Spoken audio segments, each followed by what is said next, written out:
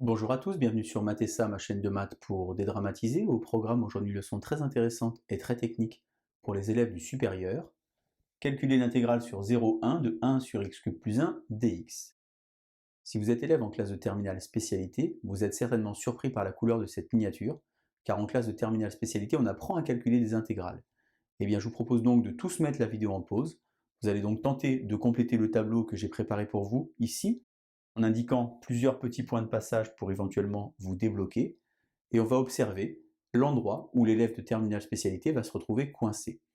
On se retrouve évidemment juste après pour la correction, les astuces et les méthodes. Allez, à vous de jouer, c'est parti. Alors la première chose à vérifier lorsqu'on a une intégrale, évidemment, c'est son existence. La fonction ici à intégrer, que j'ai appelée petit f, qui à x associe 1 sur x cube plus 1, existe simplement si x est différent de moins 1. Pourquoi moins 1? Car ici on a moins 1 au cube qui ferait moins 1 plus 1, 0. Et vous savez qu'en mathématiques, on n'a pas le droit de diviser par 0. Le domaine, c'est donc grand R privé de moins 1. Ça veut donc dire que sur cet intervalle 0, 1 ici, la fonction f est continue, en tant que quotient de fonction continue, et elle admet donc des primitives, et ça a donc du sens de calculer cette intégrale ici. Alors il y a une notion dont je parle souvent dans les vidéos, cette notion c'est le flair. Lorsque vous observez ici la fonction qui est à intégrer, eh bien elle ne rentre dans aucune case, on n'a pas quelque chose par exemple de la forme u' sur u pour obtenir un logarithme. Il va donc falloir opérer sur la fonction, transformer son écriture, pour pouvoir se ramener à quelque chose que l'on sait faire. Puisqu'on a donc dit à l'instant que moins 1 était une racine de x cube plus 1, eh bien x cube plus 1 va être factorisable en x moins moins 1, c'est-à-dire ici x plus 1. J'ai ici quelque chose de degré 1, et ici quelque chose de degré 3. Je vais donc avoir ici quelque chose de degré 2. Ça va commencer par x carré, puisque x fois x carré va faire x cube. Ça va finir par plus 1, puisque 1 fois 1, ça va faire 1.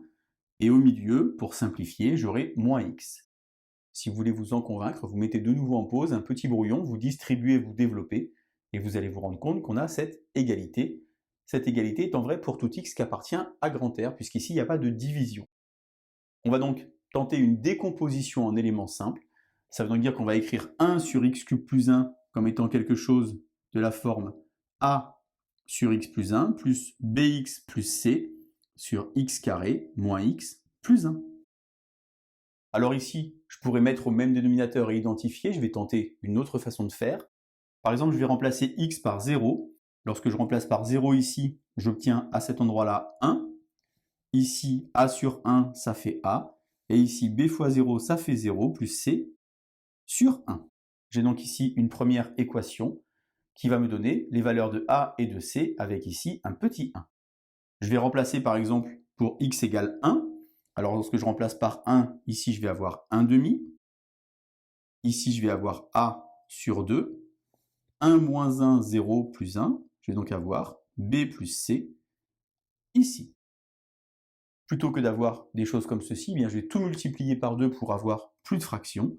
Donc je vais avoir a plus 2b plus 2c égale 1, une autre équation. Dans le supérieur, on peut multiplier par exemple cette fraction par le facteur x plus 1 et remplacer alors par x égale à moins 1. Si je fais ceci à cet endroit-là, je vais avoir 1 tiers. Pourquoi j'aurai 1 tiers? Car je vais avoir x plus 1 sur x3 plus 1, finalement 1 sur x carré moins x plus 1. Et lorsque je remplace par moins 1, eh bien, je vais avoir 1 tiers. Si j'ai fait fois x plus 1 ici, je vais avoir a. Et ici, j'aurai x plus 1 en facteur. Et lorsque je remplace par moins 1, ça fait 0. J'ai donc ici a égale 1 tiers, a plus c égale 1, et enfin a plus 2b plus 2c égale 1. Finalement, a égale 1 tiers. Lorsque j'observe ici, je vais donc avoir c égale 2 tiers. Et je n'ai plus qu'à remplacer à cet endroit-là pour voir ce que ça donne. J'ai donc ici 2 fois 2 tiers, 4 tiers. 4 tiers ici plus 1 tiers, ça fait donc 5 tiers. Je vais donc changer de membre. 1 moins 5 tiers, ça va donc me faire moins 2 tiers divisé par 2. J'obtiens donc b égale moins 1 tiers. J'ai donc ma décomposition en éléments simples qui va donc s'écrire pour tout x qui appartient à R privé de moins 1. 1 sur x cube plus 1 égale donc 1 tiers sur x plus 1. Au dénominateur ici, j'ai x carré moins x plus 1. Et au numérateur, lorsque j'observe, je vais donc avoir moins 1 tiers de x plus 2 tiers. J'ai donc bien avancé, je vais donc maintenant me diriger vers le calcul intégral. Alors j'utilise la linéarité de l'intégrale pour décomposer, pour découper en plusieurs morceaux. Je peux mettre ici le 1 tiers, et ici je vais avoir x plus 1. Je peux mettre également ici le 1 tiers, et je vais avoir moins x plus 2, et au dénominateur, x carré moins x plus 1. Alors j'ai bien avancé. Pourquoi? Parce qu'ici, je sais trouver une primitive de 1 sur x plus 1. C'est quelque chose de la forme u' sur u, à l'aide d'un logarithme népérien. Je vais avoir 1 tiers de ln de x plus 1. Il faudrait mettre normalement une valeur absolue, mais puisque je suis sur l'intervalle 0, 1, ce n'est pas nécessaire. Alors sur la partie droite ici, j'ai au dénominateur x carré moins x plus 1. J'ai toujours mon 1 tiers qui est devant, et donc si je veux trouver une primitive de cette expression, je pourrais tenter de nouveau un u' sur u, mais pour faire ça, il faut que j'ajuste. En d'autres termes, moi ce que je voudrais avoir ici, c'est avec un moins 2. Je vais donc écrire 2x moins 4, et si j'ai multiplié ici, eh bien je vais mettre ici un petit nombre que vous allez voir en couleur. Je vais mettre 1 sur moins 2. Vous observez finalement que ce 1 sur moins 2 qui est à cet endroit-là va compenser le x2 que j'ai fait ici, et j'obtiens bien la même expression.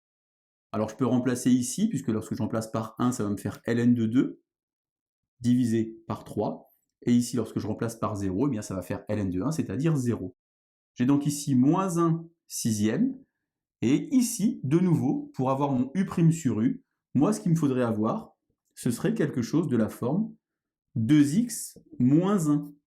Car si j'avais 2x moins 1, eh bien j'aurais exactement u et en haut u'. Mais puisque j'ai là ce moins 4, eh bien je vais découper mon moins 4 en deux morceaux, d'un côté moins 1, et là-bas, comme ceci, moins 3. Donc j'ai toujours mon ln de 2 sur 3, j'ai toujours mon moins 1 sixième, u' sur u, primitive, ln, x carré moins x plus 1. De nouveau, il aurait fallu une valeur absolue, mais puisque j'ai ici un discriminant qui va être négatif, l'expression à l'intérieur est toujours du signe de a, c'est-à-dire positive, et donc la valeur absolue n'a pas d'importance. Alors à cet endroit-là ici, je vais m'occuper de ce moins 3 avec ce moins 1 sixième, qui va donc me faire finalement 1 demi, et au dénominateur, je vais utiliser une notion qu'on apprend en classe de première spécialité qui s'appelle la forme canonique, et je vais avoir, simplement en factorisant, x moins 1 demi, 1 moins 1 quart, ça fait donc 3 quarts. Alors j'ai bien avancé, j'ai toujours mon ln de 2 sur 3.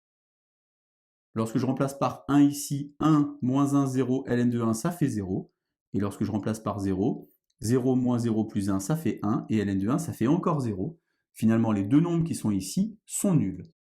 Alors je conserve mon 1 demi, et là je vais avoir un petit problème, c'est qu'il faut que je connaisse une primitive de quelque chose de la forme 1 sur x carré plus a carré. Et c'est là où ça va coincer pour les élèves de terminale spécialité, car une primitive de cette fonction, comme je vous l'indique en haut, c'est 1 sur a, arc tangente de x sur a, avec évidemment la condition a différent de 0. Alors ce que je vais avoir ici, lorsque j'observe, c'est arc tangente. J'ai expliqué que c'était 1 sur a. Alors attention, le petit a, c'est pas 3 quarts, hein, puisque 3 quarts, c'est a au carré. Donc le petit a, c'est racine de 3 sur 2. Mais puisque c'est 1 sur a, ça fait donc 2 sur racine de 3. Et ici, j'ai donc x moins 1 demi, x sur a. Et j'ai expliqué que le petit a, c'était racine de 3 sur 2. J'ai donc toujours mon ln de 2 sur 3. Je peux simplifier ici et garder 1 sur racine de 3. Et lorsque je vais remplacer celui du haut moins celui du bas, je vais donc avoir arc tangente. Lorsque je remplace par 1 ici, j'observe que je vais avoir 1 moins 1 demi, ça fait 1 demi. Je peux donc simplifier les deux 2 qui sont là. Et 1 sur racine de 3, je vais donc rendre rationnel. Ça va donc faire racine de 3 sur 3 moins arc tangente. Et lorsque je remplace par 0, eh bien je vais avoir moins racine de 3 sur 3. Alors là, il y a un très très gros piège. On sait que 1 sur x carré plus a carré, c'est une fonction paire.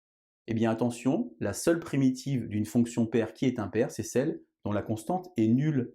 Donc ici, je peux dire que la fonction arctangente ici est une fonction impaire, et donc je vais avoir ln de 2 sur 3. Ici, je conserve ce 1 sur racine de 3. Ici, j'ai deux fois la même valeur, et cette valeur, c'est arctangente de racine de 3 sur 3. Alors vous devriez savoir que tangente pi sur 6 égale racine de 3 sur 3. Donc arctangente de racine de 3 sur 3, ça fait donc pi sur 6. J'ai donc ici ln de 2 sur 3. Ici, j'ai donc 2 fois pi sur 6 fois 1 sur racine de 3, ce qui me fait donc, en rendant rationnel, pi racine de 3 sur 9. Résultat un petit peu mystérieux, mais ô combien joli. Vous voyez qu'il y a des nombres qu'on connaît en mathématiques, le logarithme, pi ou la racine carrée, alors qu'ici on avait 0, 1, et ici une fraction rationnelle. Je vous insère une petite capture d'écran pour vérifier qu'on a la bonne réponse. La TI 83 Premium CE sait calculer en valeur approchée cette intégrale. Je vous laisse vous entraîner, vous voyez que c'était assez compliqué, et je vous dis à bientôt sur Mathessin. Bonne journée.